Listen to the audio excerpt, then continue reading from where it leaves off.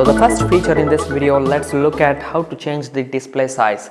Now display size in the sense the entire user interface size will be changed and it just looks quite a bit better like a super high resolution mobile phone, or rather super high resolution display, as if you are using that. As you can see, the entire user interface is changed to different resolution altogether with that simple setting. As you can see, a lot of things gets covered in just one page rather than having to scroll down or keep scrolling down all the time because of the font size. Now of course, if you are not proper in reading this little tiny small size, you can always change the font size as well. I'll just show you how to do that. So to change the entire display size, just go to the settings and here you will find additional settings and there is accessibility here.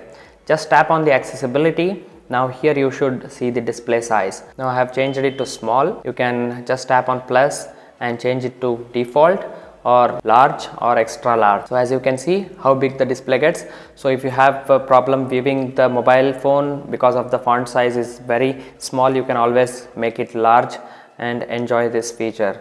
So this is how you change it. By default it was like this and I changed it to very small. Just looks way better and very neat as well.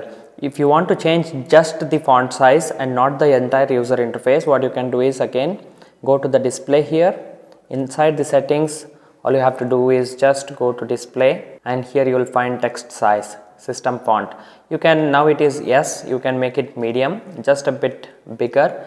Now this way you can read it easily. There is a lot of screen real estate here to use. Even while browsing internet, what it does is it gives you a lot of stuff in just one little page. So this is how you utilize the display size. This was the first feature. Start using it. Hit that like button if you like this feature. The second thing is to using a second space. So as you will see right now, changing it to second space gives you a private space where you can store all the things that are private to you, or rather you can give the second space to public or rather your friends or your relatives so that they use the mobile with only few applications installed. So that way you can give it to your kids, let them use the space and your entire stuff will be private and safe as well, so they don't mess up with your private space. So in order to do that, what you have to do is just go to the settings again. There is second space here. There is second space. Just tap on that. Turn on second space. As you can see, two spaces, one device. Just tap on continue. Switch between spaces. So how you want to switch between two created spaces, using a password or using just a shortcut icon on the home screen. What you can do is create a password separately. Just for now, for demonstration purposes, I will use a shortcut. Just tap on continue. Second space password. Not really, you can give password every time. I'll just say skip. Now here's the entire separate space. You can customize it. You can install applications which won't be shown in the other space. So if you want to switch to other space, just use this. Now it is asking for the fingerprint scanner. So let me just tap on the fingerprint. Boom. Now it is switching to again another space. So everything is retained back just as it was originally. So you don't have to keep changing the applications or other things often and often. Just tap on the switch to go back to that space, as you can see. And if you want to, if someone wants to switch back to original space, all they have to do is either enter password or use their fingerprint scanner. So that way it's very safe and secure as well. This is how you create a second space on Redmi Note 7.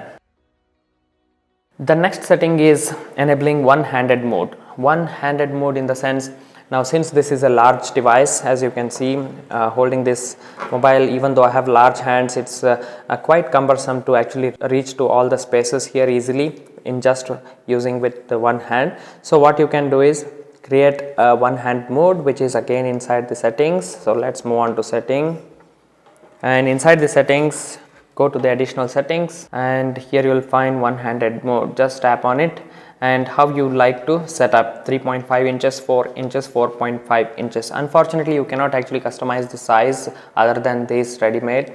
So 4.5, let's say 4.5 inches or rather 4 inches. So I enable this one-handed mode. Now what you have to do is just swipe left or right and boom, there you go. Now easily with one hand I can access the entire screen. So depending on your hand's size, you can set it to 3.5 inches, 4.5 inches or 4 inches, just like this.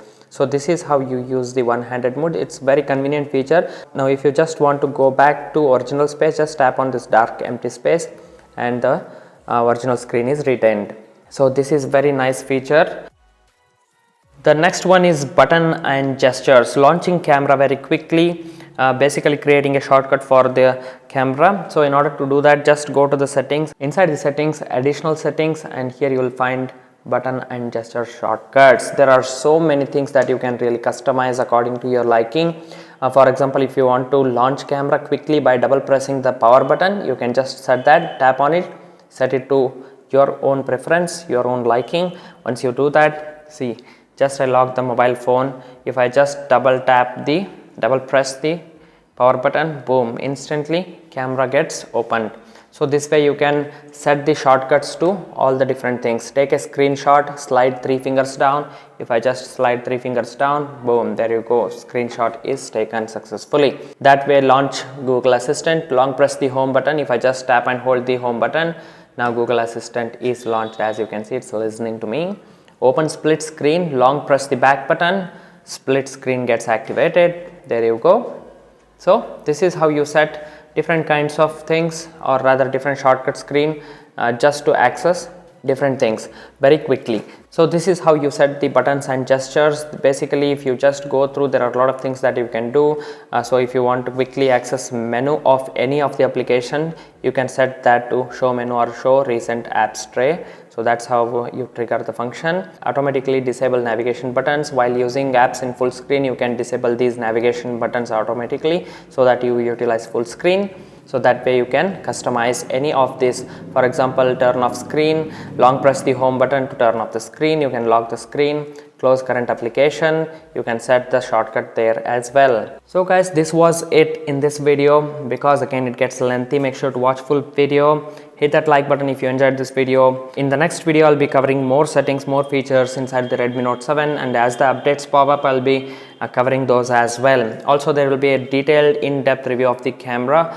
So make sure you are subscribed to my channel. Hit that subscribe button, like this video, share with your friends. See you all in another one. Till then, take care. Bye bye.